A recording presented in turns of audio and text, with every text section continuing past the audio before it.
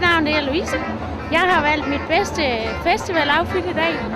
Og det er mariehønestilen, jeg kører med mine bedste mariehønesvætter og mine super, super dejlige støvler, som jeg er meget glad for. Klar til masser af fest.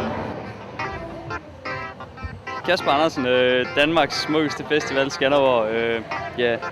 Har valgt det lidt vilde sommertema med det farver og lidt afslappet, lidt casual. Det er dejligt, Hej, jeg hedder Dan. Jeg har taget det her på, fordi det ligger øverst i tasken.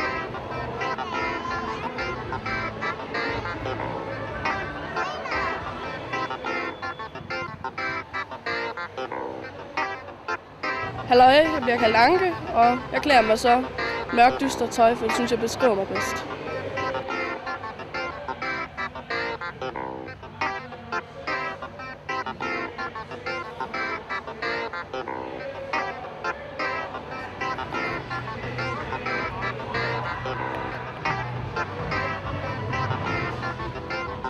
Jeg hedder Nina, og jeg har taget det her tøj på, fordi kjolen er dejlig afslappet.